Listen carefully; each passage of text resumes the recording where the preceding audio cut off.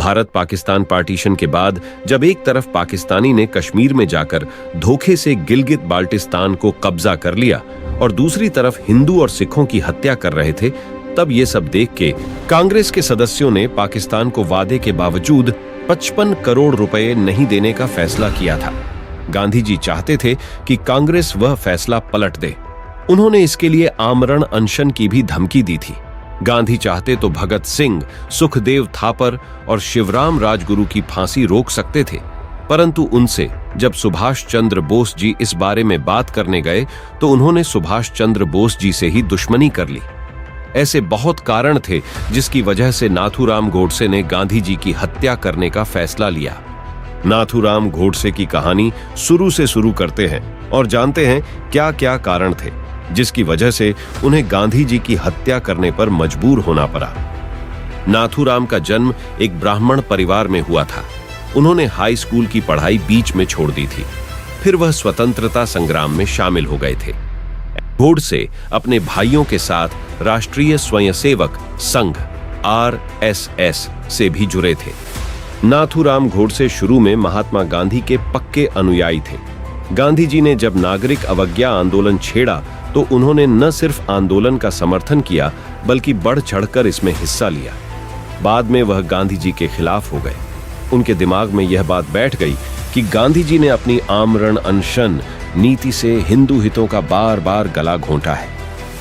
Bharat Pakistan partition के बाद जब एक तरफ पाकिस्तानी ने कश्मीर में जाकर धोखे से गिलगित बाल्टिस्तान को कब्जा कर लिया और दूसरी तरफ हिंदू और सिखों की हत्या कर रहे थे, तब ये सब देख के कांग्रेस के नेता नेहरू ने पाकिस्तान को 55 करोड़ देने से साफ मना कर दिया था।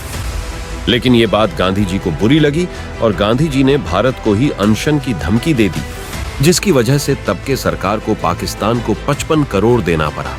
इसके बाद गोडसे के मन में गांधी जी के खिलाफ नफरत की आग और जल उठी। नाथूराम गोडसे के मन में गांधी जी के खिलाफ नफरत की आग शुरू होने का कारण भगत सिंह, सुखदेव थापर और शिवराम राजगुरु को फांसी की सजा के खिलाफ गांधी जी के मौन रहने से हुआ था।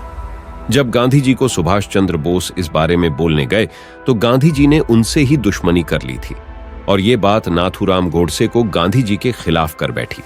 भारत पाकिस्तान पार्टीशन में भी गांधी जी का पूरा सहयोग रहा है, जिसकी वजह से आज हमारे देश के टुकड़े हुए हैं। गांधी जी को पता था अगर देश में बंटवारा हुआ तो बहुत लोगों की जान जाएगी, फिर भी गांधी जी ने उसे होने दिया और उसका सहयोग किए। जब भारत सरकार ने पाकिस्तान को 55 करोड़ देने से मना किया था, तब गांधी वो व्यक्ति थे जिन्होंने देश को ब्लैकमेल किया और धमकी दी, जिसकी वजह से 55 करोड़ देना पड़ा पाकिस्तान को।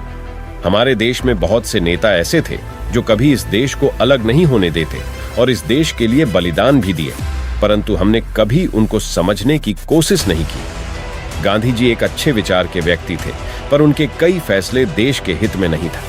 क्या आप मानते हैं कोई राष्ट्रपिता देश को अलग होता चुपचाप देख सकता है? क्या आप मानते हैं जो हिंदू और सिखों की हत्या करने वाले पाकिस्तानियों को 55 करोड़ देने के लिए अपने देश को धमकी दे दे, वो राष्ट्रपिता हो सकता है? यही बातें तब नाथूराम गोडसे के मन में भी चल रही थी और 30 जनवरी 1948 की शाम जब वे संध्याकालीन प्रार्थना के लिए मनुबेन और आभा के साथ जा रहे थे, तभी नाथूराम गोडसे ने उनके उच्च विचार के लिए उनके पैर छुए और फिर अपनी किताब से बेरेटा पिस्तौल निकाल के गांधी जी के सीने पर 3 गोलियां दाग दी। उनके बाद नाथूराम गोडसे को फांसी की सजा सुनाई गई और नाथूराम गोडसे ने तब कोर्ट में कहा था, मैं चाहे इस दुनिया के न्यायालय में गलत हूं, परंतु इससे ऊपर जो न्यायालय है उसमें मैं गलत नहीं माना जाऊंगा।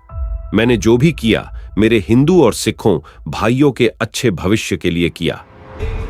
ये है हमारा हिंदू राष्ट्र, एक दिन यहाँ पर भगवा लहराएगा। आपको नाथूराम गोडसे आपके विचार से कैसे व्यक्ति लगते हैं? क्या वो गलत थे या सही? आप हमें कमेंट में बताएं।